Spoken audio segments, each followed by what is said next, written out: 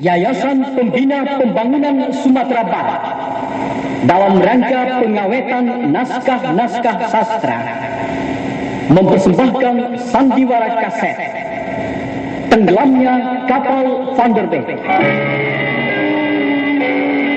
karya Profesor Dr. Hamka berdasarkan gubahan Nuraida M. Ishak dengan para pelaku Enbas Balengka sebagai Zainuddin, Eli Kasim sebagai Nur Hayati, Makmur Hendrik sebagai Aziz, Samsi Hasan sebagai Mulu, dan dibantu oleh Menar Ongga sebagai Bibi, Danu Harti sebagai Suster. Ilustrasi musik Nuskan Syarif. Teknik dan montase Gili Pakaian. Dan sutradara Nazif Basir.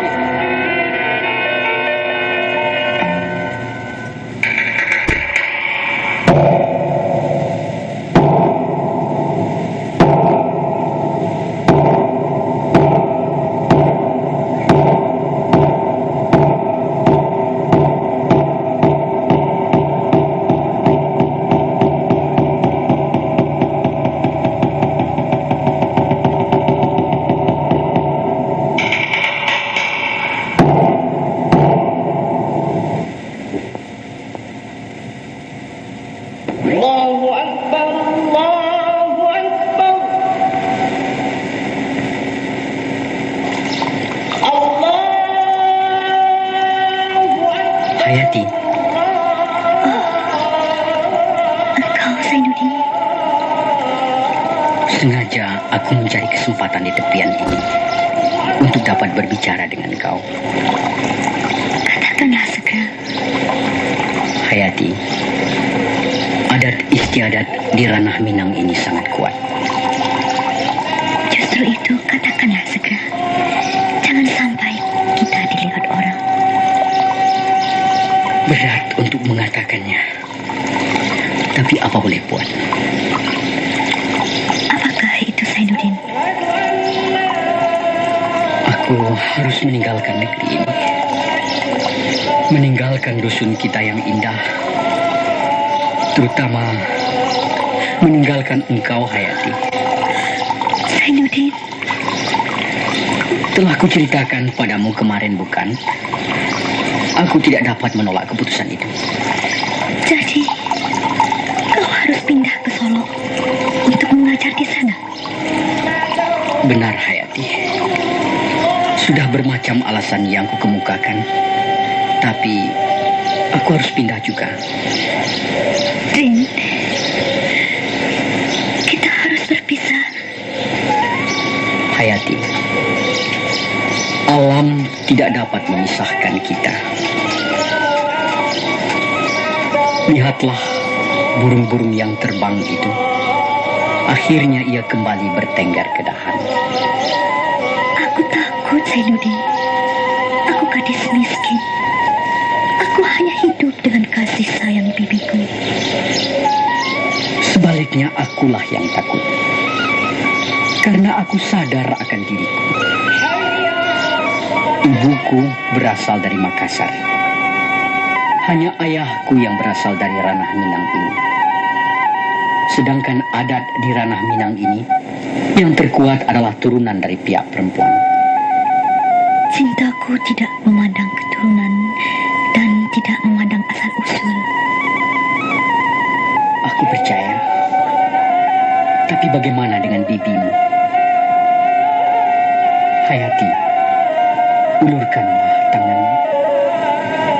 Bersumpahlah seperti aku bahwa kita akan hidup bersama-sama. Jika ditakdirkan kita harus berpisah, perpisahan itu akan menjadi akhir daripada hidup kita. Aku bersumpah di hadapanmu. Hanya engkaulah yang akan menjadi suamiku. Kalau aku melanggarnya, biarlah kesengsaraan hidup melanda tubuh Sumpahmu, Hayati. Tidak, Zainuddin. Karena aku mencintaimu. Hayati, lihatlah aku. Lihatlah ke dalam mataku, sayang. Genggamlah tanganku. Apakah yang dapat kuterima darimu? Apa yang dapat kuberikan? Terimalah selendangku ini. Tidak. Harta benda akan mengalami kehancuran. Terimalah beberapa helai rambutku ini. Tanda setiaku padamu. Hayati, Berjanjilah padaku bahwa engkau akan menjadi suamiku yang kekal dan abadi. engkaulah yang dapat memutuskannya. Pergilah mencari kebahagiaan kita di mana saja. Sudah itu, kembalilah kepadaku. Aku akan menjadi kepunyaanmu selama hidupku. Engkau akan mendapatkan aku sebagaimana engkau meninggalkan aku. Bersih, suci, setia, dan ikhlas. Aku percaya padamu. Selamat tinggal, Hayati. Selamat jalan, Zainuddin.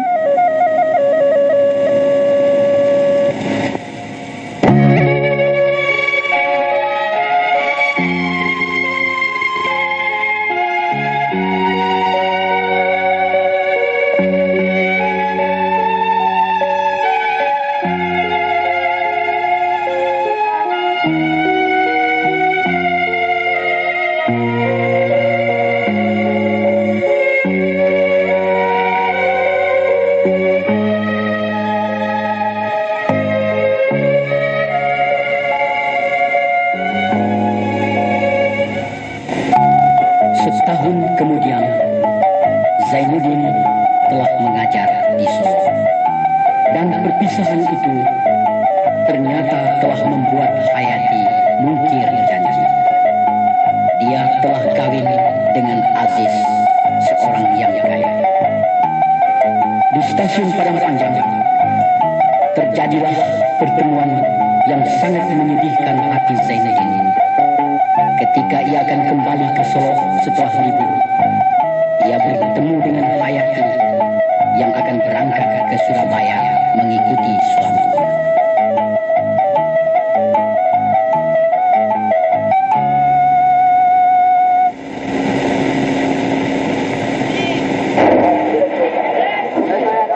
Aziz, Ya, Di. belilah karcis di lapak. Baiklah, Di. Hayati, setelah sampai di Surabaya, lepaslah kirim kabar supaya senang hati Bibi. Ya, Bi. Baik-baik dimiliki orang, terutama sama tetangga. Karena dialah pengganti Bibi. Kalau terjadi suatu hal, apalagi kau, Hayati, belum pernah berpisah dari keluarga. Pandai-pandailah membawa diri. Kalau berkata di bawah-bawah, kalau mandi di hilir-hilir. Di mana air ditimba, di situ ranting dipatah. Dan satu lagi pesan bibi, bak pepatah orang tua-tua. Kalau jadi anak pepekan, iu beli belanak beli, ikan panjang beli dahulu. Kalau jadi anak berjalan, ibu cari besanak cari, induk semang cari dahulu. Nak dua pantun seiring, kalau pandai berkain panjang, lebih baik dari berkain sarung. Kalau pandai berinduk semang, lebih dari bak pondok kandung.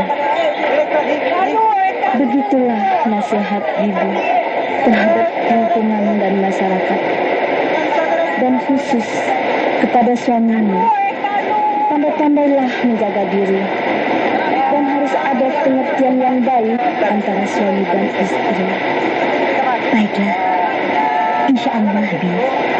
Nasihat Bibi akan saya pegang teguh. Sebentar, saya mau pergi beli limau, Bi. Hayati. Ya, aku Zainuddin. Maafkan aku, Zainuddin. Bukan aku mengkhianati janji, tapi ini adalah paksaan bibiku. Mungkir janji. Kau lupa. Aku tidak lupa. Janji tinggal janji. Tapi keadaan dapat merubah itu kesemuanya dengan tiba-tiba. Ya, aku mengerti. Aku mengerti keadaan hidupmu. Justru itu, janganlah kau mengumpulkan kemiskinanmu dengan kemiskinanku. Kita masing-masing harus dapat memilih kawan hidup yang dapat memberikan kebahagiaan, kesenangan, dan kegembiraan. Sudahlah. Ingatlah, Hayati yang berdiri di hadapanmu kini bukanlah Hayati yang kau kenal dahulu. Mataku sudah terbuka lebar. Aku dapat menentukan laki-laki pilihanku. Dan kau harus demikian pula, Zainuddin. Cukup. Cukup, Hayati. Terimalah rambutmu ini kembali. Bagiku sudah tidak berarti lagi. Mungkin pada suatu masa kita ditakdirkan Tuhan untuk berjumpa. Sekalipun kita berjumpa, kau akan panggil aku Nyonya Aziz. Terima kasih, Nyonya Aziz.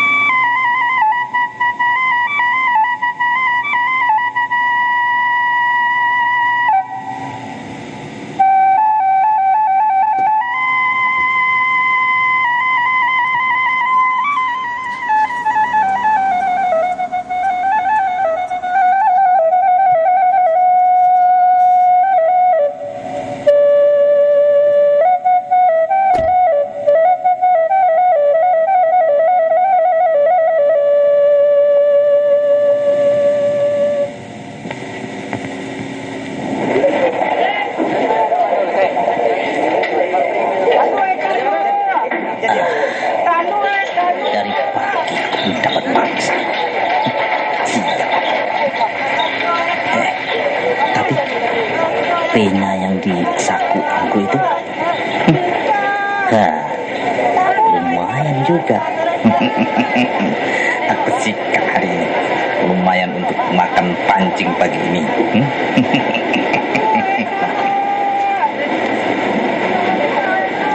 Sudah siap, Hayati?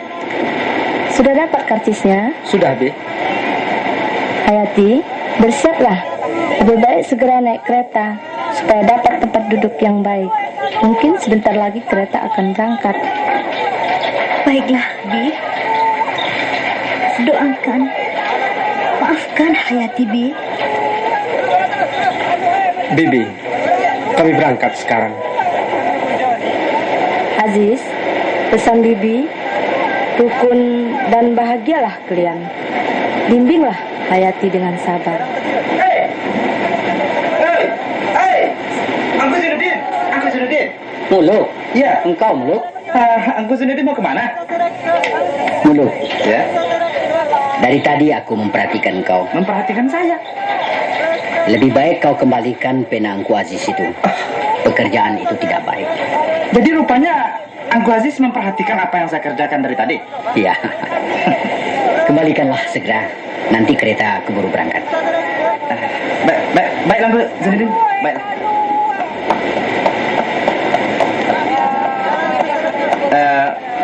Maaf, Angku Aziz. Ya, Apakah Angku Aziz ada ketinggalan pena? pena. Ya, pena. Ini dia. Oh iya, terima kasih. Siapa engkau ini? Nama saya Muluk. Muluk. Iya. Engkau Muluk, di mana engkau temukan? Itu saya temukan itu dekat sana, dekat meja. Permisi, Ibu, permisi.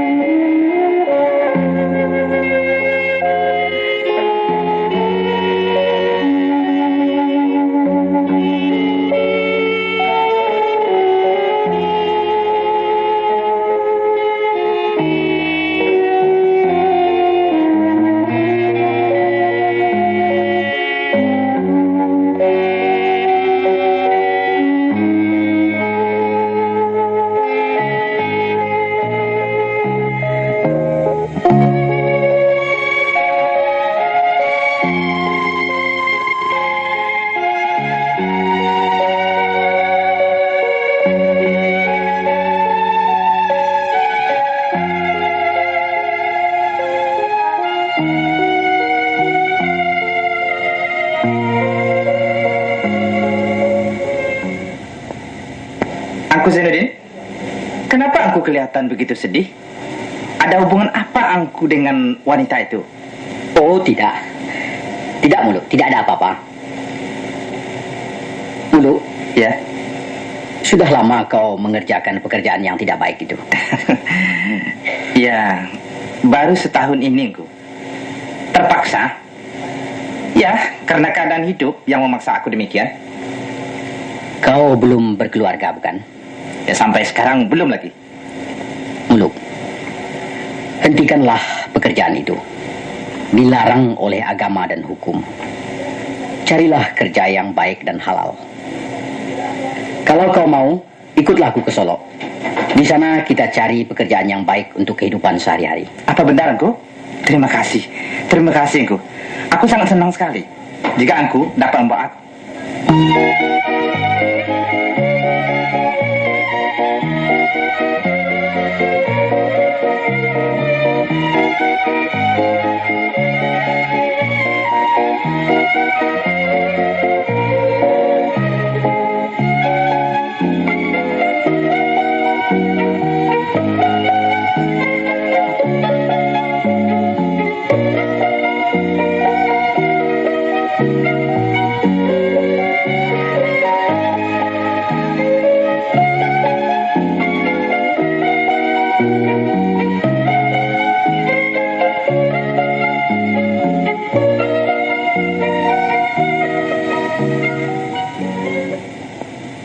Lima tahun kemudian, dari Solo, Zainuddin pindah ke Surabaya.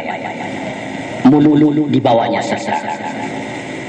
Di Surabaya, Zainuddin mendirikan suatu perusahaan sandiwara dan ia menjadi seorang pengarang yang terkenal. Ia menjadi orang yang kaya dan terpandang.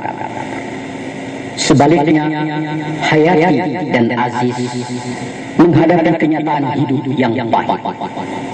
Karena Aziz terbawa arus hawa nafsu, dihabiskannya waktu dan uangnya di meja judi dan minuman keras.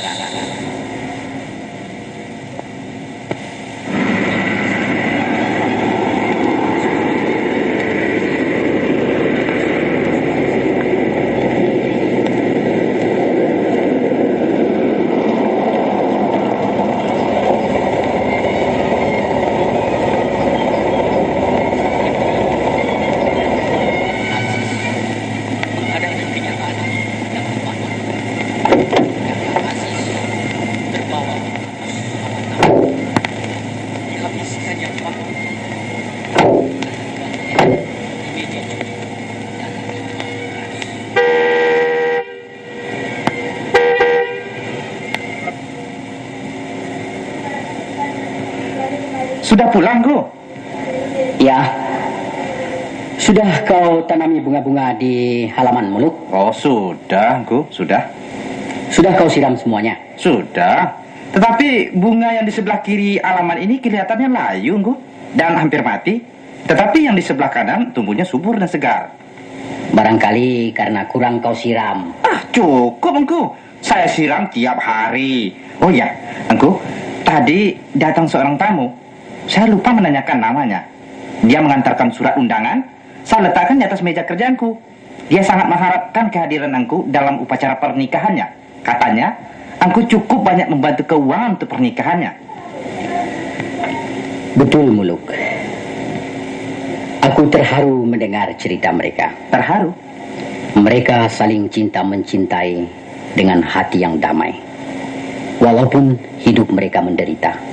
Engku, maaf, Engku. Ada apa, Muluk? Saya sebenarnya tidak mengerti tentang diri Engku. Kenapa? Engku terlalu bersikap murah hati terhadap orang lain. Bukan murah hati.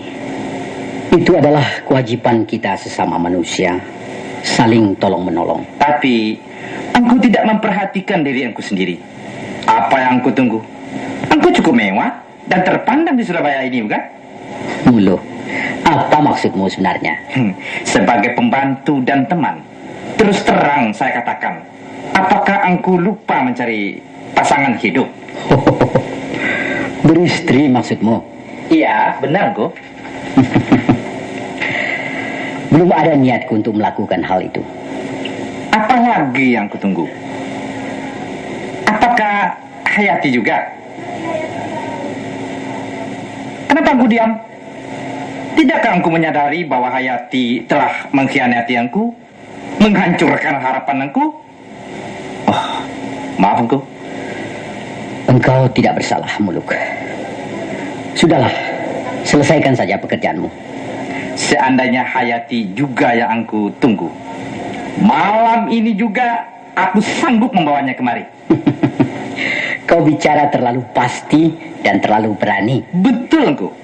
Jangan panggil saya si Muluk kalau saya tidak sanggup membawanya bertekuk lutut di hadapan Engku. Kau pandai membadut juga rupanya. Engku harus ingat bahwa Hayati bukan seorang wanita yang jujur dan setia, Engku. Apakah perempuan yang semacam itu yang masih Engku tunggu-tunggu? Tidak. Jangan, Engku. Jangan demikian pendirian Engku. Kini Engku sudah sembuh dari penyakit yang diderita selama ini. Justru itu, angkatlah kepala, bukalah mata, pasang telinga Engku. Buktikan bahwa Engku mampu dan berjiwa besar. Engku tak rusak karena seorang wanita. Dan Engku harus dapat menunjukkan pada Hayati kelak bahwa Engku mampu mencari pasangan yang setia. Benar kau, Muluk. Ya, kau benar. Karena dialah aku hampir gila. Nah, dunia ini tidak selebar daun kelor. Dari saat ini, curahkanlah pikiran Engku ke arah mereka yang lebih banyak memperhatikan diri Engku. Muluk, coba kau lihat siapa di luar. Baik, Engku. Silakan masuk. Siapa, Muluk? Engku Zainuddin ada. Ada. Mari silakan. Selamat siang, Engku Zainuddin. Selamat siang. Hei, Engku Aziz. Iya, Mari, silakan masuk. terima kasih. Engku Aziz. Iya, Engku Aziz yang dulu, kan? Waduh, hampir saya tak percaya. Ketika saya membuka pintu, hati saya sudah berkata, rasanya Engku Aziz. Tapi aku lebih tidak yakin karena aku lihat pakaian Engku tidak teratur dan selusuk ini. Ush. Muluk, siapkan minuman. Ya, Engku Aziz, jangan dengarkan kata-kata Muluk. Memang dia suka bergurau.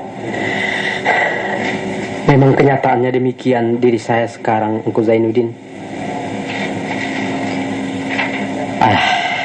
Jangan bergurau, Engku Aziz. Oh ya, Apa kabar keluarga sekarang? Sejak kita bertemu di gedung kesenian dulu, baru sekarang pula lah kita berjumpa. Engku Zainuddin, maafkan saya. Saya telah bersalah pada Angku. Saya terlalu kejam. Saya telah merenggutkan kebahagiaan saudara 5 tahun yang lalu.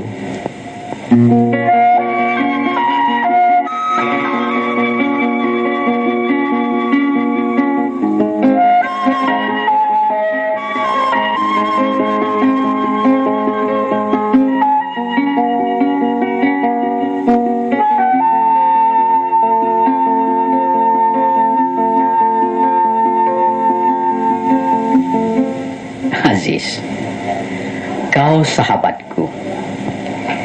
Janganlah dipikirkan lagi peristiwa yang lalu. Sama sekali tidak membekas dalam hidupku.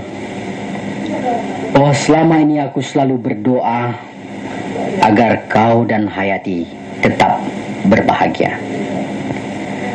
Mulai dari sekarang, hilangkanlah perasaanmu itu. Takdir Allah berbuat sekehendaknya. Marilah kita bina persahabatan ini dengan baik. Terima kasih Angku Zainuddin. Tapi kedatangan saya ini adalah minta pertolongan Angku. Bersediakah Angku menolong kami? Engku Aziz, pintu rumahku selamanya terbuka untuk menolong siapa saja. Apalagi engku adalah sahabatku. Angku Zainuddin, rumah kami telah terjual. Uangnya sudah habis membayar hutang. Sekarang apa yang dapat saya tolong? Sementara saya mencari pekerjaan, izinkanlah kami menumpang di rumah Engku ini. Paling lama 2 atau 3 minggu saja, Engku. Boleh saja Engku Aziz. Tinggallah di rumahku ini sampai kapan saja. Terima kasih atas kebaikan hati Engku. Tadinya kami hampir berputus asa. Karena beberapa banyak teman-teman yang kami kunjungi, seorang pun tidak ada yang mau menolong. Memang Engku, itulah adat hidup. Teman tertawa mudah didapat, tapi teman menangis sukar dicari. Baiklah Engku Zainuddin, saya permisi dulu. Sebentar lagi kami datang.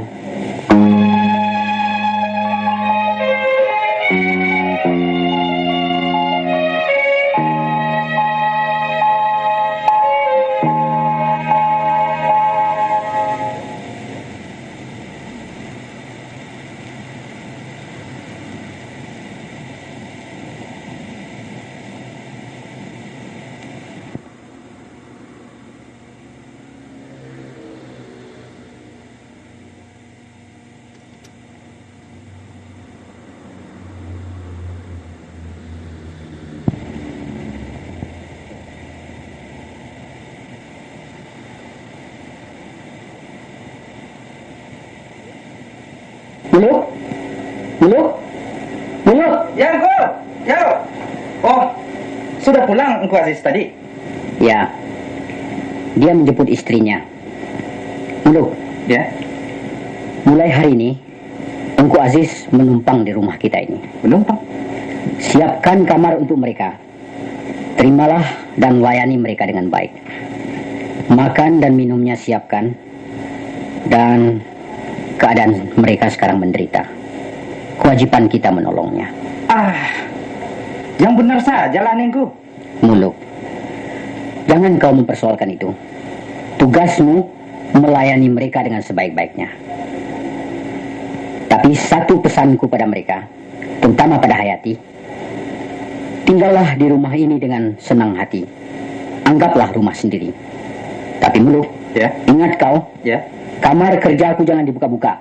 Pantang dimasuki orang lain. Baiklah Engku. Aku ada janji urusan bisnis. Aku pergi sekarang. Dan siapkanlah dan tunggulah mereka. Baik Engku.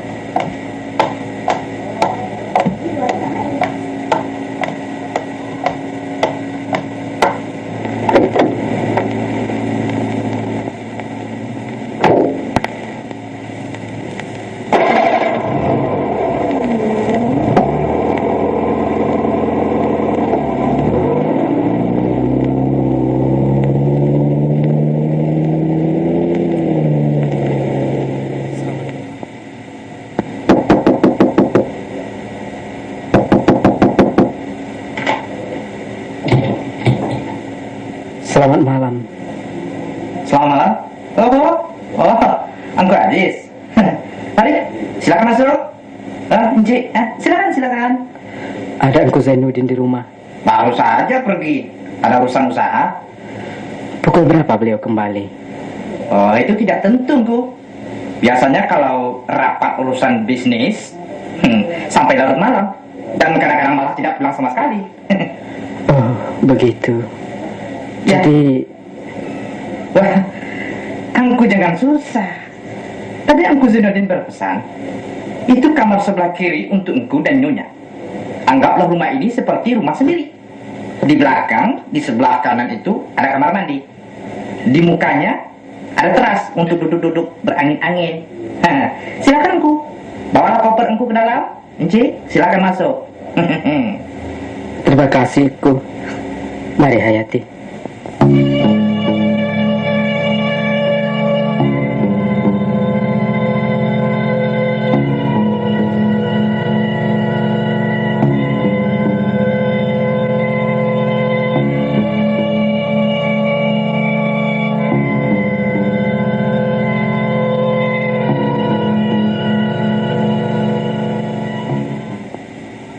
Engku, makanan sudah tersedia. Silakan Engku dan Nyonya makan dahulu. Nanti baru kita bercakap-cakap. Nanti sajalah. Kita tunggu Engku Zainuddin. Wah, Engku Zainuddin sudah makan ketika akan berangkat. Beliau sudah berpesan kalau Engku datang siapkan makanan katanya. Beliau tidak usah ditunggu. Mari, silakan Engku. Sebentar Engku Muluk. Angku Muluk, maafkan saya. Kenapa? Sebenarnya Angku ini siapa? Apakah saudara dari Angku Zainuddin? Oh, bukan. Kisahnya panjang nih dan mengharukan, Encik. Stasiun Padang Panjang yang bersejarah bagiku mempertemukan aku pada Engku Zainuddin. Padang Panjang? Ya, Padang Panjang. Ketika beliau akan berangkat ke Solo, waktu itu saya juga lihat Nyonya dan Engku Aziz akan berangkat ke Padang. Dari masa itulah aku mengikut Engku Zainuddin. Hayati, untunglah Engku Zainuddin dapat memberi kita kamar di rumahnya. Kalau tidak... Tidak, Aziz. Kita harus cari tempat lain. Walaupun tempat di gubuk sekalipun. Maaf Engku, saya tinggalkan sebentar ya. Sebab masih ada kerja saya yang belum selesai. Dan nanti, jangan lupa, makanan telah tersedia di meja. Silakan saja Engku dan Encik. Terima kasih Engku Muluk. Hayati, apakah kau tidak mengetahui bahwa aku telah berusaha ke sana kemari mencari tempat untuk menumpang? Ini saja Engku Zainuddin mau menolong kita sudah untung sekali. Walaupun bagaimana, aku tidak sanggup tinggal di sini lebih lama. Kau harus sanggup Hayati. Jalan lain tidak ada. Kau harus patuhi semuanya ini. Apakah kau tidak malu tinggal di sini? Kenapa aku harus malu? Daripada kita terlunta-lunta tidak menentu, kan lebih baik tinggal di rumah seorang sahabat. Di mana letak tanggung jawab sebagai seorang suami? Hayati, pokoknya kau harus terima kenyataan ini, mengerti? Aku akan pergi keluar sebentar.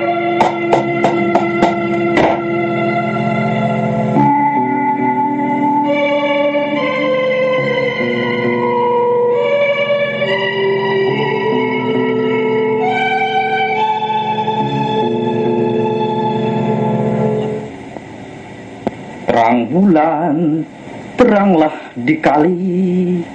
Buaya timbul, teng teng teng. Disangka mati, tung tung tung. Berani sumpah, mulut lelaki. Mengapa Encik melamun? Apakah ada yang kurang menyenangkan dalam rumah ini? Oh, tidak, Angku Muluk. Tapi Apa? apakah karena kami akan datang lantas Angku Zainuddin pergi? Oh, tidak, Encik, tidak. Engku Zainuddin tidak pernah bersikap demikian. Janganlah Encik berprasangka seperti itu. Engku Zainuddin orangnya baik. Maafkan saya kalau kata-kataku tidak menyenangkan hati Angku. Engku Zainuddin itu mengharapkan agar Encik akan senang tinggal di rumahnya ini. Tetapi hanya satu pesannya. Kamar kerjanya itu tidak boleh dimasuki siapapun saja. Kenapa? Ada rahasia di dalamnya? Tidak. Itu hanya kamar kerja beliau. Encik, kalau diperhatikan, kasihan melihat Engku Zainuddin itu. Semenjak dari Solok dulu kuperhatikan, ya, racun asmara.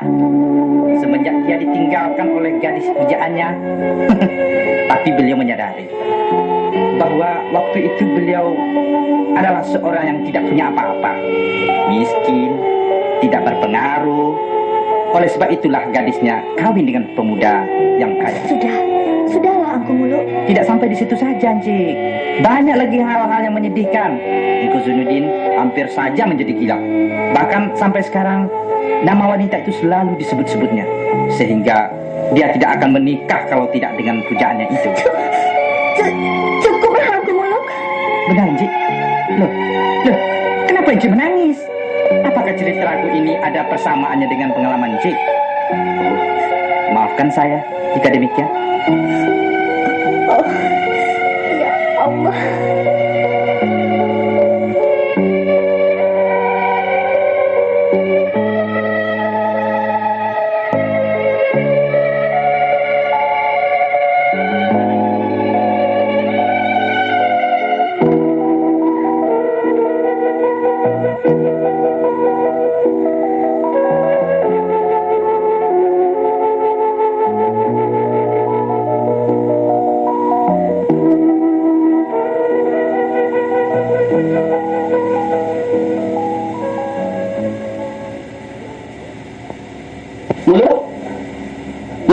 Yangku, ya.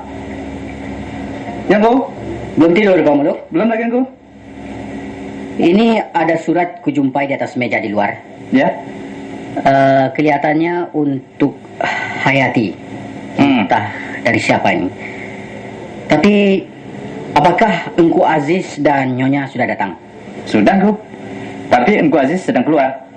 Dan Enci itu, tuh, ada dalam kamarnya. Berikan padanya kalau ia belum tidur. Coba ketok pintunya. Jangan-jangan surat ini surat penting. Baiklah, baik, Engku. Cik,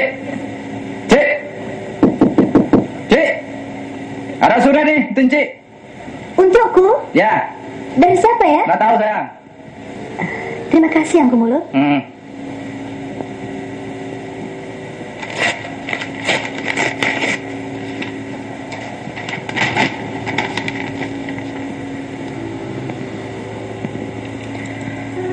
Hayati, malam ini aku pergi. Usah kau tanya, jangan kau cari. Aku akan pergi selama-lamanya. Mati adalah balasan yang setimpal atas dosaku pada Angku Zainuddin. Dia adalah laki-laki yang luhur.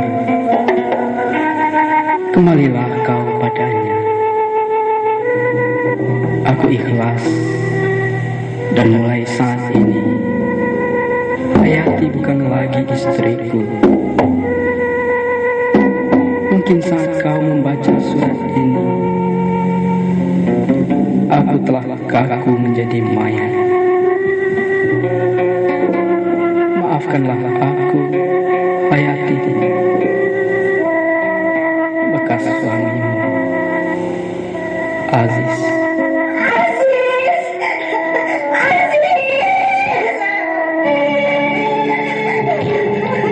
Hayati!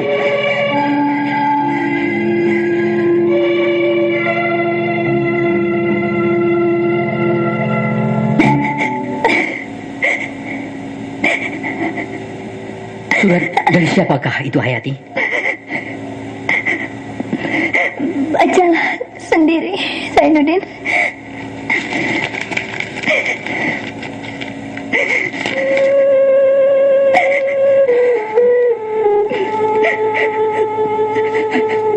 Hayati, kau harus tabah menghadapi corak ragam kehidupan ini. Nasib dapat memperlakukan manusia semaunya. Obatnya hanya sabar dan tawakal. Dapatkah kau memberikan maaf padaku, Zainuddin. Maaf dan memaafkan adalah perintah agama. Dapat kuberikan. Tapi luka itu masih mengidap di hatiku. Masih terbayang di mataku. Tepian mandi, tempat kita mengikat janji. Dan betapa pedih hatiku melihat inai memerah di kuku-kuku jarimu. Sewaktu kita berjumpa di pacuan kuda di Bukit Anbacang, yang menandakan kau sudah ada yang punya. Jika maaf dapat kau berikan kepadaku dan kau mau menerima aku akan lebih setia dari apa yang kau duga, Din. Sebagai seorang muslim yang taat, aku dapat memaafkan. Tapi sebagai manusia yang mempunyai hati dan perasaan, berat mempertimbangkan untuk menerimamu kembali. Din, kalau kau betul-betul benci dan ingin membalas dendam padaku, bunuhlah aku, Din. Bunuhlah aku. Tidak, aku tidak dendam. Aku tidak benci pada tubuhmu, pada orangnya. Tapi aku benci pada pendirianmu. Jadi, kau tidak dapat menerima aku kembali. Terlambat. Kau tidak mencintai aku lagi, Din. Hayati, jika harta yang kau inginkan akan kulimpahkan kepadamu segala kemewahan. Jika pengaruhku yang kau pinta, maka akan kuletakkan kau di atas singgasana mahliga yang tinggi. Tapi jika cinta yang kau harapkan, itu sama sekali tidak dapat kuberikan. Oh, Zainuddin, sungguh kejam kau. Ketahuilah bahwa perkawinanku adalah paksaan bibiku. Kini beliau telah berpulang. Kepada siapa lagi aku mengadu? Kau kejam, Zainuddin. Siapa yang paling kejam antara kita? Antara kau dan aku? Hayati, kalau aku tahu kuburan bibimu itu, aku akan datang ke sana. Akan kugali kuburannya dan akan kuadukan segala ini pada tulang belulangnya. Inilah akibat dari perbuatannya. Din, ulurkanlah tangan kasihmu padaku. Lupakah kau bahwa aku ini Hayati, kekasihmu dulu, Din? Tidak. Aku hanya kenal dengan Hayatiku yang dulu. Bukan Hayati yang berdiri di hadapanku sekarang. Apakah tidak ada tempat di hatimu untuk mengingatkan kembali masa lampau kita yang penuh kasih mesra? Aku ingat semuanya tersimpan di dalam lubuk hatiku. Sumpahmu, janjimu. Jika kau ingin bukti, marilah ikut aku. Mari kita pergi ke kamar tertutup itu, kamar kerjaku. Di dalamnya banyak ilustrasi tentang hidupku. Marilah.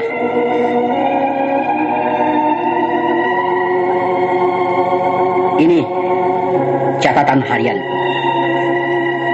Di dalamnya banyak tertulis rangkaian huruf membentuk nama seorang wanita, Hayati.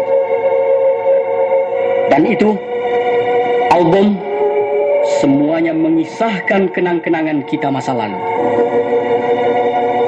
Bagaimana mungkin aku dapat melupakannya? Hampir tiap hari ku baca dan kulihat. Cukup, Zainuddin, tak kuasa aku melihat kesemuanya ini lagi. Satu lagi, Hayati. Itu satu figur yang paling mengesankan. Lihatlah ke sana, ke dinding sebelah kananmu. Tengadahkan mukamu ke arah kain biru itu. Kemudian Tariklah talinya pelan-pelan. Ya, lakukanlah.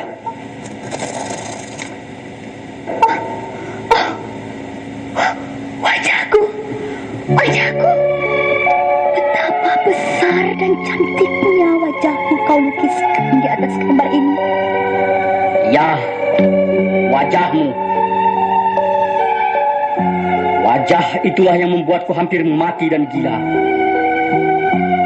Wajah itu pula yang meruntuhkan singgasana harapan dan kebahagiaanku. Dan wajah itu pula yang membuat hatiku hancur luluh dan luka. Ini satu bukti bahwa kau masih mencintai aku, Zainuddin. Tidak, justru ini satu bukti tentang pengkhianatan janji. Kau kejam, Zainuddin. Hayati, kau yang lebih kejam. Tanyakan pada dirimu sendiri. Tapi ini paksaan. Bukan paksaan. Itu adalah pengkhianatan. Aku ingat perkataanmu yang pedih dan tajam di stasiun Padang Panjang.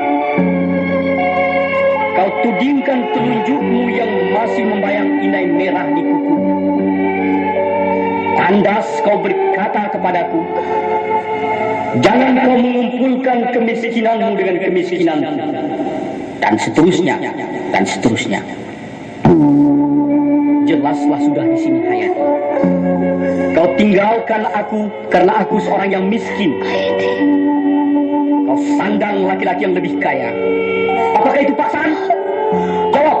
Zainuddin, untuk apa kau buat gambar wajahku yang sebesar ini?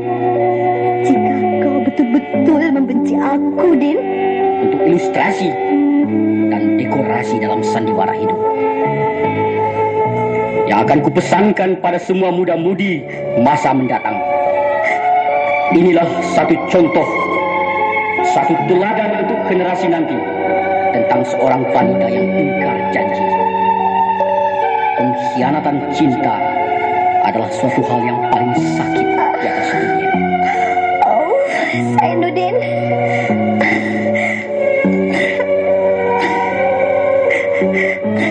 Satu jalan yang paling baik untukmu. Besok kapal Van der Wijk akan berangkat ke Padang. Sebaiknya kau pulang saja. Hanya itu putusan yang dapat kau berikan padaku, Din. Ya, itulah jalan yang paling baik untukmu. Baiklah. Sekarang jelaslah sudah bahwa hidup ini tiada lagi berarti. Besok aku akan berangkat ke Padang dengan kapal Van der Wijk. Ya, berkemaslah malam ini. Besok pagi kau kuantar ke Tanjung Perak. Selamat tinggal, Zainuddin. Selamat jalan, Nyonya Aziz.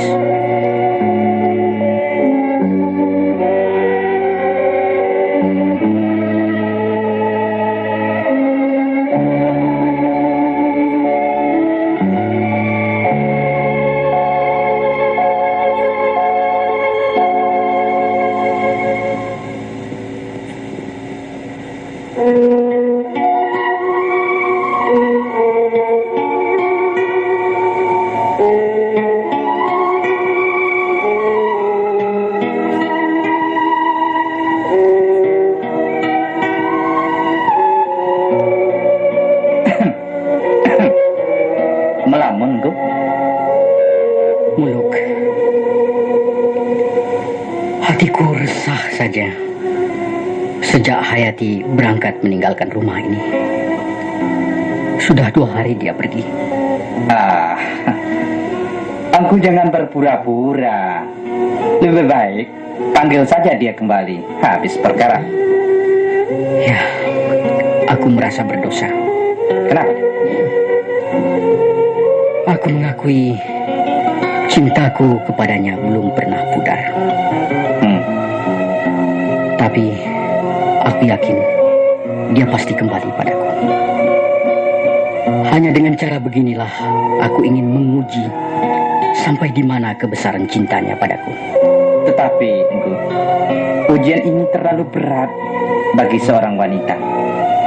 Apalagi sekarang ini dia dalam keadaan panik. Saya takut kalau Hayati akan tersesat nantinya. Mungkinkah itu Muluk? Bunuh diri maksudnya? Kenapa tidak? Mungkin saja, Engku. Tidak mungkin. Hayati tidak berani berbuat nekat. Lihatlah nanti. Dia pasti kembali padaku. Oh ya, langganan koran sudah datang, Muluk? Sudah. Korannya saya taruh di atas meja di kamar kerjaanku. Sebentar ya, saya ambilkan. Ini, Engku, korannya. Mana? Muluk, Apa, Engku? lihat koran ini. Kenapa? Ini kepala beritanya, lihat. Kapal Van der Wijk tenggelam. Yang benar saja, Engku. Bacalah sendiri. Ya Allah, Hayati ada di dalamnya. Jadi, apa yang harus kita berbuat sekarang? Kita berangkat ke Semarang. Korban-korban telah ditolong. Mereka ada di rumah sakit. Mudah-mudahan Hayati tidak apa-apa. Ya.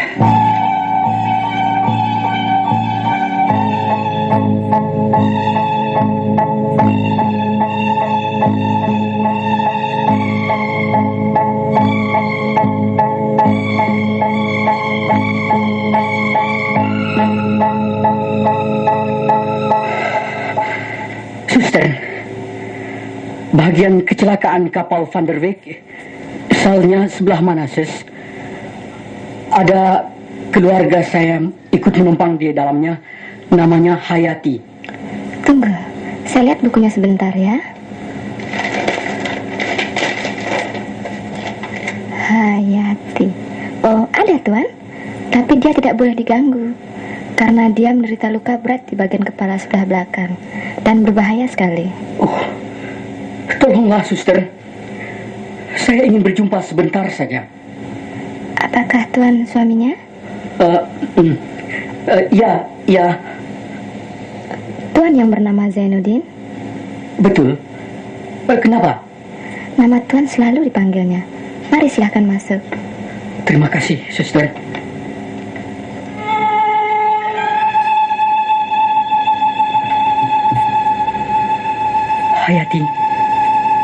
Hayati, aku datang, Hayati. Kau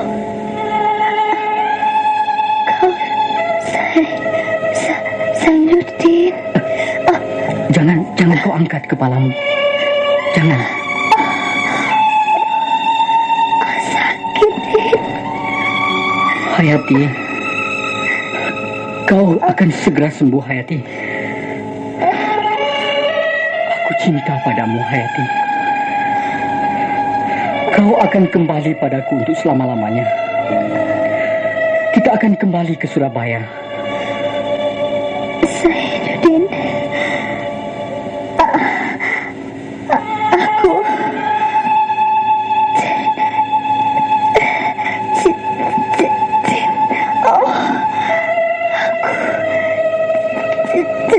cinta padamu. Aduh, Zai.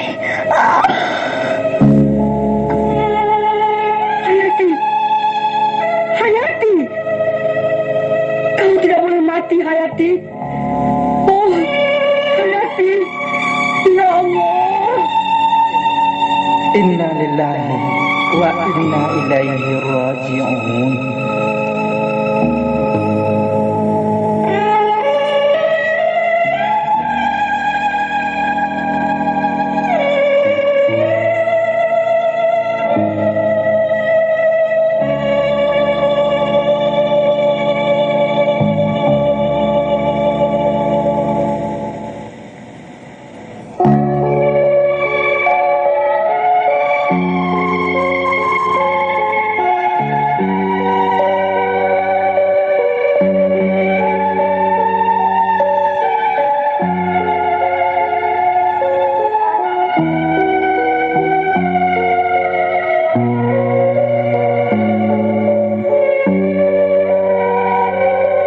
Thank